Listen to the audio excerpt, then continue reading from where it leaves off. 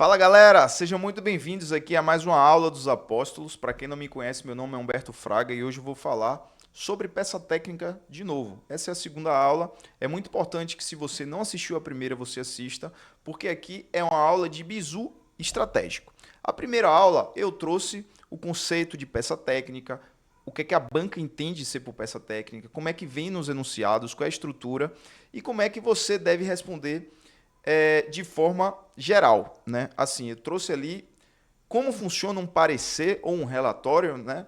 De forma completa. Mas aí vem aquelas dúvidas. Preciso responder de forma completa? A banca exige isso? Realmente, é, eu vou ser realmente avaliado? Vou ganhar ponto por isso? Posso abandonar a parte estrutural? Não posso? Calma.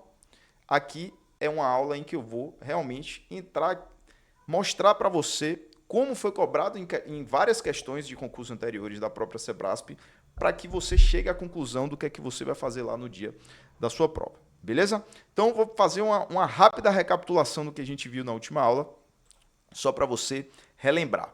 Antes, para quem não me segue ainda nas redes sociais, segue lá, @prof.humbertofraga. Qualquer dúvida que você tiver, pode mandar o WhatsApp para mim aí no curso, ou falar diretamente lá comigo no Instagram, que eu vou te ajudar e tirar qualquer dúvida que você venha a ter, beleza? Mas vamos lá, fazendo uma rápida recapitulação, lembrem das etapas da peça técnica. Quais são as etapas? Instrução e análise técnica. A instrução é o levantamento dos fatos e evidências relevantes de uma situação hipotética. Isso vai vir na sua questão, ou seja, o processo que chega em sua mão, ele já está instruído. O que você vai fazer é a análise técnica. Você vai analisar aqueles fatos e evidências e ver se eles estão em conformidade ou não com as normas. E aí, como é que funciona essa estrutura da peça técnica? Então você vai ter um cabeçalho, né, assim de forma geral, onde vai ter lá parecer, processo, ementa, objeto, né, as principais informações. Na sequência você tem o primeiro tópico, que é o relatório. O relatório nada mais é do que um resumo dos fatos.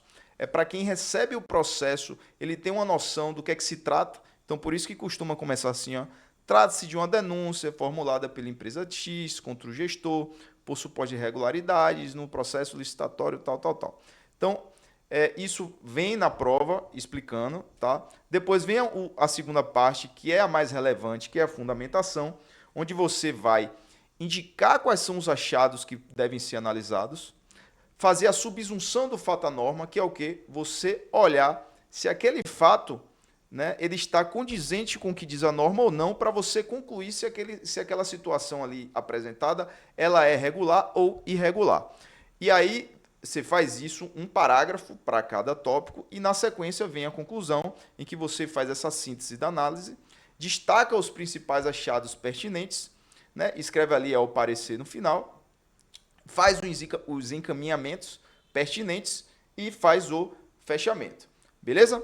Essa é a estrutura macro, que deve ter um parecer, mas não é assim que você vai fazer na sua prova via de regra. A gente precisa ser aqui o mais estratégico possível, até porque a sua questão, né, a sua peça técnica só tem 30 linhas e você precisa estar muito atento para colocar a parte mais importante, que é a da fundamentação. Beleza?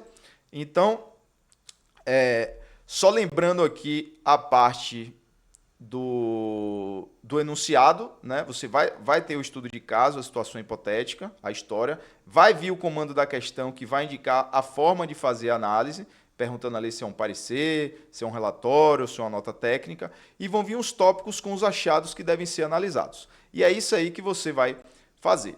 Então, repito, se você não viu a primeira aula, assista, porque lá eu detalho tudo que eu falei aqui de uma forma mais profunda, beleza? Mas vamos para a prática. Como é que vem na prova e o que é que você realmente precisa colocar de toda aquela estrutura ali? Vamos analisar aqui a última prova do TCU de 2015 para técnico. Você veio aqui com a peça de natureza técnica, né, que é a estrutura que a gente mostrou, que ele conta a historinha, e aí vem um enunciado que ele vai dizer exatamente o que é que você vai fazer, ó. Redige um parecer técnico relativo à concessão de suprimento de fundos, tal. E aí ele vem. Seu parecer deve contemplar necessariamente os seguintes aspectos. Então ele coloca aqui até as pontuações, ó. A análise, o que é que você tem que falar de cada um, tipo de despesa, o beneficiário, a aplicação, e depois ele coloca as recomendações. Vejam que aqui ele pede para que você coloque a recomendação. Então você vai colocar. Então, deixa eu voltar aqui. O que é que vocês têm que ter em mente? A primeira aula foi para mostrar como é um parecer, beleza? Como é um relatório e como é a sua estrutura macro. A Sebrasp, nos concursos do TCU, ele não exige uma forma exata. O edital nem fala disso. Como, por exemplo, o TCDF, ele exige que você siga o manual. Aqui não tem isso. Então, não tem uma formalidade estrita. Mas eu vou mostrar para vocês que, em diversas questões, a própria questão, ela diz o que é que você quer que coloque. Ela chega lá e fala assim, dispense o relatório. Aí você já sabe, opa, não preciso fazer o relatório.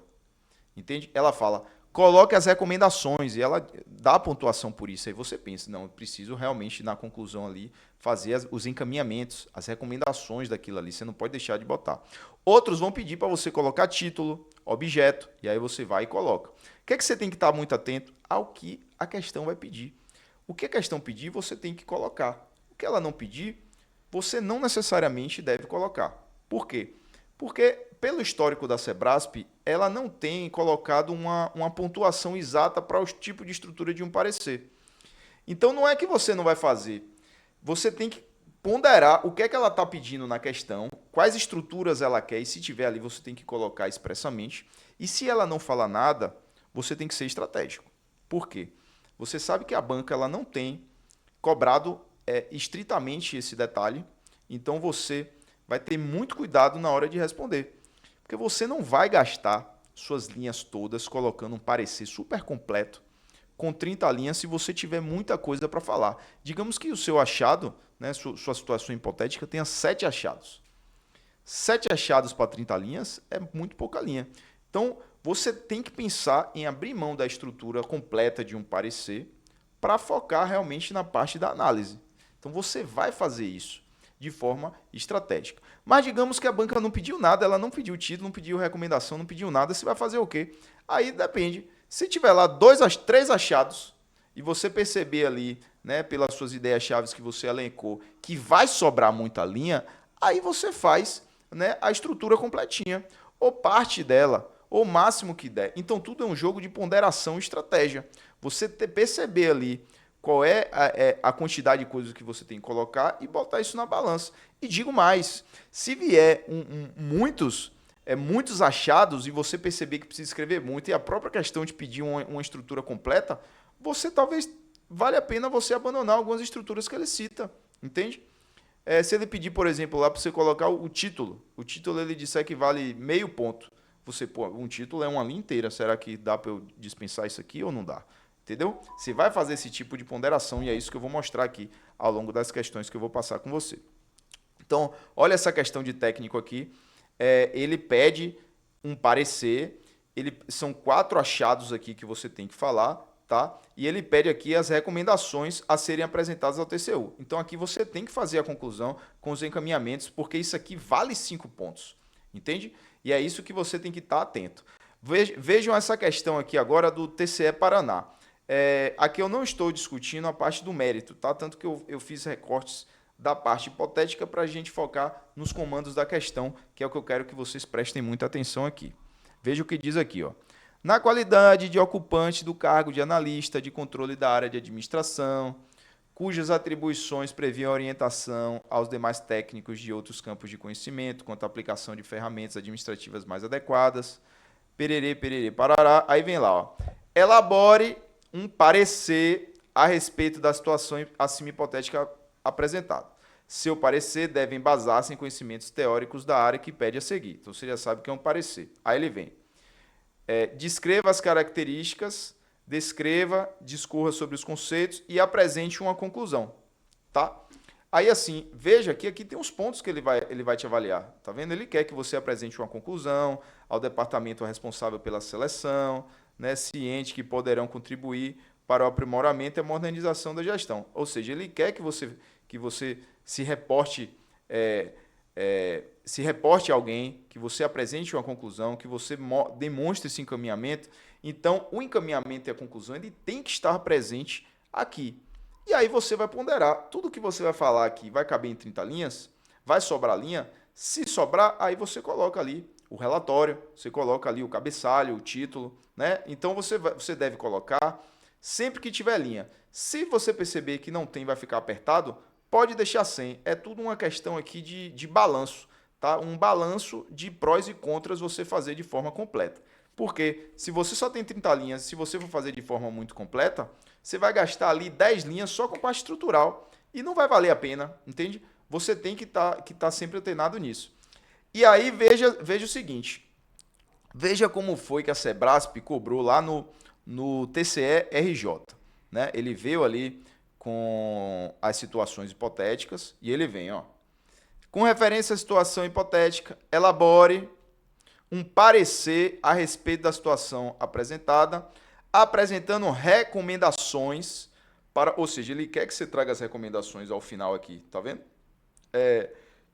Cadê? Recomendações para que a política contábil dos ativos intangíveis seja adequadamente implantada nessa unidade jurisdicionada. Aí ele vem, em seu parecer, apresente a seguinte estrutura. A Sebrasp, ela costuma, muitas vezes, trazer o que ela quer. E veja aqui que ela bota, ó, título, ele quer que você bote lá, ó, parecer de auditoria relativo, tal, xxx, quer a introdução, ou seja, ele quer a parte do relatório, e aqui vai valer 10 pontos, valeu 10 pontos aqui, né? Redige um parágrafo apresentando o conceito e os critérios. Quer que você queria a situação encontrada, tá? Para descrever, ó, os quatro achados, fazer análise e fazer as recomendações. E ele coloca aqui os pontos exatos das recomendações. Ou seja, aqui era uma estrutura completinha e a questão trouxe o que é que ela queria. Então, o que é que você vai fazer? Você tem que seguir estritamente o que a questão vai te pedir. Só que para você fazer isso, você tem que saber como é a estrutura completa, que foi o que você viu na primeira aula. Então, se você viu a primeira aula, ali é a estrutura completa. Então, se ele pediu uma estrutura completa, você tem que fazer daquele jeito. Se ele não pediu, aí você pode ir tirando ou não colocar, ou ponderar se você vai botar ou não. Beleza? Então, veja essa questão aqui do TCE Acre de 2024. Você tem a situação hipotética lá em cima, e ele vem, ó, com base na situação hipotética, redija, na condição de auditor de controle externo, o relatório de auditoria, o qual conterá. Aí ele vem, ó, título, objetivo e escopo de auditoria, com pelo menos uma questão de auditoria, né? Aí ele diz aqui 6 pontos. Objetivo de auditoria, o critério identificado, o achado com a indicação e condição da situação encontrada, as evidências, a causa e consequência do achado, a conclusão e a recomendação. Ou seja, aqui é um relatório mais completo. Ele queria um relatório, mas veja, a própria questão, ela vai lhe dizer o que é que ela quer. E o que é que você precisa? Você precisa, na verdade, saber, né, o básico das estruturas para, se pedir, você colocar tudo. Se não pedir, aí você não vai usar, via de regra, tudo, ou usar boa parte, ou até ignorar se você tiver muita coisa para escrever. Lembre-se que você só tem 30 linhas e você precisa ser estratégico na hora que for fazer isso aí, beleza? Fiz alguns recortes aqui de outras questões, ó. Tendo como referência a situação hipotética apresentada, elabore relatório de auditoria com a devida análise dos achados, o embasamento legal e os encaminhamentos pertinentes. Ó, ao elaborar, não crie fatos novos e, caso queira assinar o documento, utilize a expressão auditor de controle externo do TCE-X. Ou seja, aqui ele está trazendo o fechamento e está dizendo que é opcional. Agora eu digo, se está aqui, caso queira assinar, eu assinaria. Beleza? Colocaria ali, ele pediu, deu a opção, colocaria, não faz mal.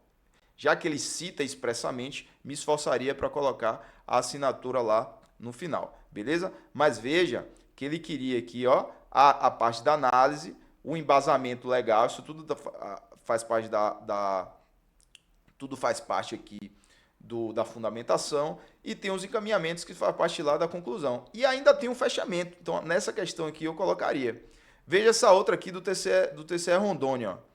Ele vem, ó, considerando essa situação hipotética, redija um parecer, cadê? Tá, ó, o que ele fala aqui, ó, dispense o relatório e não crie fatos novos. Aqui ele fala expressamente para você dispensar o relatório. O que é dispensar o relatório? Dispensar aquela introdução, né? Aquela parte antes da fundamentação que você traz um resumo dos fatos. Então vejam que a questão, ela diz o que é que ela quer. Ela vai lhe dizer se ela quer título, se ela quer que você coloque ali o relatório, vai pedir para você dispensar. E se ela não pedir para você dispensar, você vai analisar se você tem muita coisa para escrever ou não. Se você tiver pouca coisa para escrever, coloque o relatório. Se você não tiver, não coloque. Você tem que ser estratégico, entende? Não tem resposta certa. Tudo depende do momento da prova, do que é que está sendo perguntado, se tem muita coisa para escrever, porque você tem que olhar, já vai saber de cara o que é que vai valer mais ponto e o que vai valer menos ponto. Então, se você está olhando ali na prova, né, que se você informar lá a parte da competência, tal, vale 12 pontos. Se eu analisar aqui o mérito do primeiro achado, 10, do segundo, 10, 10, veja que tá vendo? E opinar sobre a proposta, tal, aqui 15, ou seja, tudo isso aqui é o que vale realmente ponto, então é onde você tem que se dedicar. A parte de formalidade você vai perder muito pouco, se vier a perder alguma coisa. Beleza? Então, não fiquem pensando de forma muito restrita. Ah, preciso escrever tudo, fazer completo. Tá? Eu sei que a primeira a maioria fez completo, porque eu forcei isso, né? Coloquei ali a primeira aula, essa aula ainda não estava gravada. Coloquei a primeira ali para que você escreva de forma completa, para que você entenda e aprenda, né, ela de forma completa, para caso a questão te peça isso, você possa escrever de forma completa. Mas se ela não pedir, você vai ser estratégico e vai cortar o que ele não te pediu ali. Para quê? Para que você tente gabaritar a sua prova ou tentar extrair o máximo de pontos possível para o que realmente importa. Porque o que realmente importa é aquela parte ali da fundamentação. Beleza? Então, galera, é isso. É uma aula curta, só para dar esses bizus, não é para se desesperar, não é para fazer de forma completa, tá? A gente vai treinar, vocês vão ver que as questões inéditas que colocaremos no curso, elas vão trabalhar com os diversos tipos de peça. A gente vai pedir ali o que é que quer exatamente, vai deixar em aberto algumas para ver como é que vocês vão lidar com isso, tá? Mas o objetivo é que você treine mesmo, vocês vão ter 4 correções aí para mandar, a gente vai dar esse feedback positivo aí de volta, beleza? Mas é isso. Se ficar alguma dúvida, pode entrar em contato comigo, que com certeza eu vou te ajudar a sanar a sua dúvida. Beleza? Então é isso, galera. Até a próxima. Espero que estejam gostando do curso. E qualquer dúvida, estou às ordens. Até logo.